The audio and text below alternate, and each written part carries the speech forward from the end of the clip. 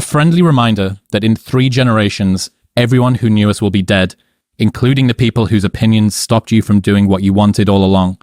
Imagine that someone you know achieves every dream and hits every goal they have. Years later, they get old and die.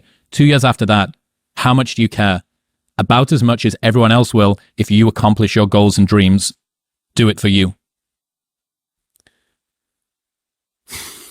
So I think about death all the time because it's probably the central theme. It's probably the thing that I think the most about. And I think that influences how I see time and also how I think, how it influences agency. Like what actions I'm willing to take despite the judgment of others. And so a lot of times, and it might be because I have more insecurity than everyone, that I think like, man, I want to do this thing. And then I hear all these other voices of reasons why I shouldn't do it, or why somebody else will say like, that's bad, or you're bad, or like, that's wrong, whatever. And so I think I've had to come up with a lot of these devices to get around my own insecurities, to take action despite those insecurities. And the biggest one that I think about is that it doesn't matter whether I achieve all of my goals or I don't achieve all of the goals. In 3 generations, I'll be forgotten, and the only people who were naysaying against me will also be dead. And so then it's like, just do it for me. And then when I wake up every day, there's only one voice I have to listen to. But that means that you need to be able to work out what to do from first principles. You now no longer have societal norms or assistants or role models or archetypes or expectations. And that's also difficult in a different way. I think that the more you flex whatever that muscle is of like independent thinking, the more it becomes the default way that you think. And then everyone else's action is just start looking more and more insane to you. What's an example of that you can think of? I mean, shoot, just the most basic ones of like living the life that you don't want, not wearing what you want to wear, not dating who you want to date, not living where you want to live. Like you're living at home and you want to move and your parents say no and you don't make the move, or you're dating a girl because she's socially accepted, by your friend group. She's safe, but like there's always some distance in between you, but you're like, I don't want to risk it. Right. Or like you're in the job and every day you go there and you're like, I mean, it's okay. And the idea of just living an okay life just sounds so terrifying to me that the freedom to fail over and over again is still more fulfilling to me. At least it feels like it's real than walking through kind of on autopilot. And so I think that's a lot of the choices that other people make that seem insane to me now, but didn't seem insane to me a decade ago. You know what I mean? I think it's just like, as you practice taking more agency, taking more responsibility for the decisions, then you just get better and better at it. And then it just seems more and more ridiculous. They're like, I just can't quit my job. And you're like, why? Like, no, physically, why? Like, why can't you quit your job?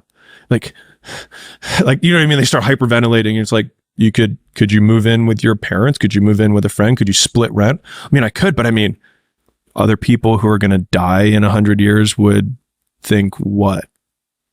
And one of my favorite ones is, and I say this all the time to Layla, like whenever we're getting to some sort of like mini complaint, it's like, if you zoom out far enough, you can't see the earth. So we're talking about like, oh man, they're going to mess up this order on this vendor's, blah, blah, blah. I was like, if you zoom out far enough, you can't see the earth. It's just like, it just puts everything immediately into perspective of how ridiculous some of the things that we're concerned about are. Sean Puri's got this thing where he says, don't follow what most people do because you don't want the results that most people get. The average person is obese, likely to be divorced, and has less than 1K in the bank. It feels safe to do what everyone else is doing, but it's actually a terrible decision. It's like the best way to guarantee to not have the life that you want is to do what everyone else is doing. Unless you want what everyone else has, which no one does.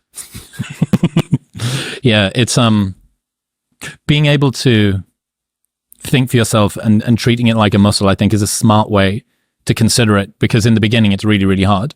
Totally. You've been resting on societal norms and the way you've dealt with past trauma and your parents' expectations and what all of your friends do and what's accepted and all of this stuff for so long that when it first comes to you needing to step on that muscle, it's like trying to move your ears. Like all humans have got muscles that can move their ears, but because no one works it as a child, they just atrophy away. And this is the ear muscle of personal growth.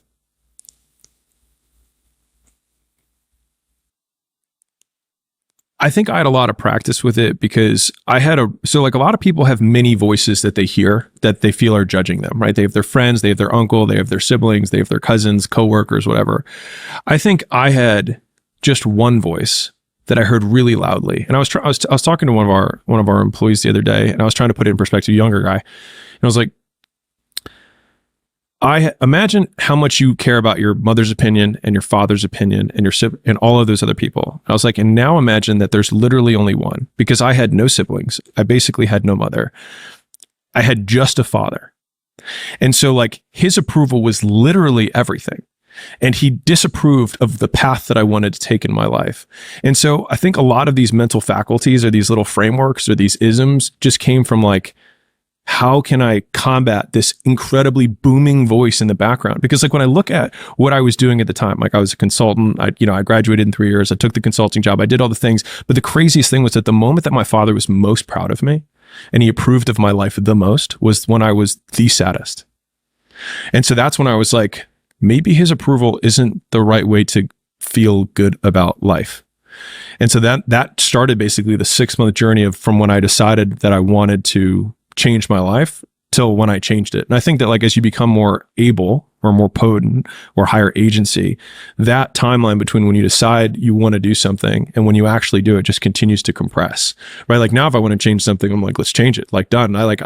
We walk out of a thing, I was like, we're never going to do that podcast again, or I don't want to talk to this person again, or whatever it is, right? Whereas before it's like, okay, I have to sleep on it. I have to really think about it. And like, how am I going to, it's like, why do I care about how I'm going to say it? This is what it is, done. And it's just like that timeline is compressed. But the hardest one for me, like the first one was by far the hardest. And everyone since then, the nice thing is that no matter how difficult your circumstance is, if you have like the bigger the wall that you have to get through is, as soon as you get past that one big wall, you then can use that wall as the evidence for why you can jump over the next wall, because that will be the biggest one. And so like after I did quit my job and left my house and left Baltimore and didn't tell my dad until I was across the country because I was so afraid, like people think of me as like some big alpha, whatever. I was like, I was so afraid of my father's disapproval that I didn't tell him until I physically left the state. Like I'm not like, think about that. Like I wasn't even just one state over. I was like 5 states over. And then I was like, hey, by the way, I'm going to California. And he was like, well, let's come over. We'll talk about it. And I was like, I'm in Ohio. Already here. Yeah. Yeah. Already. And then then obviously he had a different reaction.